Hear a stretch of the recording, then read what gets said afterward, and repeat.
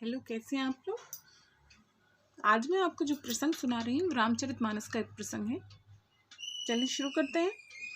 सुबह मेघनाथ से लक्ष्मण का अंतिम युद्ध होने वाला था। वह मेघनाथ जो अब तक अविजित था, जिसकी भुजाओं के बल पर रावण युद्ध कर रहा था, अप्रतिम योद्धा जिसके पास सभी दिव्यास्त्र थे। सुबह लक्ष्मण जी भगवान राम से आशीर्वाद लेने गए। उस समय भगवान राम पूजा कर रहे थे। पूजा समाप्ति के पश्चात प्रभु श्री राम ने हनुमान जी से पूछा, अभी कितना समय है युद्ध होने में। हनुमान जी ने कहा कि अभी कुछ समय है, यह तो प्रातः काल है। भगवान राम ने लक्ष्मण जी से कहा, यह लो पात्र, भिक्षा मांग कर लाओ। जो पहला व्यक्ति मिले उसी से कुछ अन्न मांग लेना। सभी बड़े आश्चर्य में पड़ गए। आशीर्वाद की जगह भिक्षा, लेकिन लक्ष्मण जी को जाना ही था। लक्ष्मण जी जब भिक्षा मांगने के लिए निकले तो उन्हें सबसे पहले रावण का सैनिक मिल गया। आज्ञा अनुसार मांगना ही था। यदि भगवान की आज्ञा न होती तो उस सैनिक को लक्ष्मण जी वहीं मार देते, परंतु वे उससे भिक्षा मांगते हैं।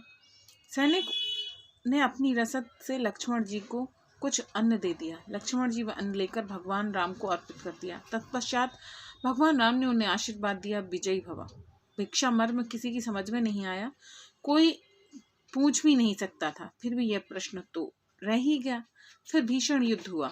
अंत में मेघनाथ ने त्रिलोक के अंतिम शक्तियों को लक्ष्मण जी पर चलाया। ब्रह्मास्त्र, पशुपात्र, सुदर्शन चक्र, इन अस्त्रों की कोई काट नहीं थी। लक्ष्मण जी ने सिर झुकाकर इन अस्त्रों को प्रणाम किया। सभी अस्त्र उनको आशीर्वाद देकर वापस चले गए।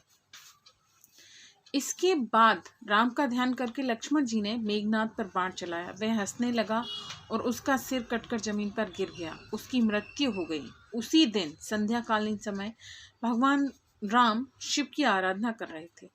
वह प्रश्न तो अब तक रह ही गया था। हनुमान जी ने पूछ लिया, प्रभु वह भिक्षा का मर्म क्या है।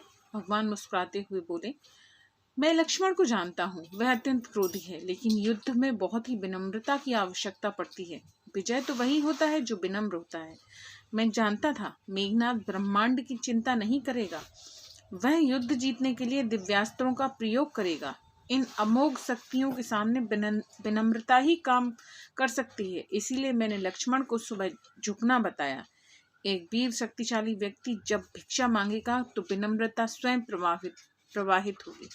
लक्ष्मण ने मेरे नाम से बाण छोड़ा था। यदि मेघनाथ उस बाण के सामने विनम्रता दिखाता तो मैं भी उसे क्षमा कर देता। भगवान श्री रामचंद्र एक महान राजा के साथ अद्वितीय सेनापति भी थे। युद्ध काल में विनम्रता शक्ति संचय का भी मार्ग है। वीर पुरुष को शोभा भी देता है। इसीलिए किसी भी बड़े धर्म युद्ध में विजय प्राप्ति के लिए विनम्रता और धैर्य का होना अत्यंत आवश्यक है।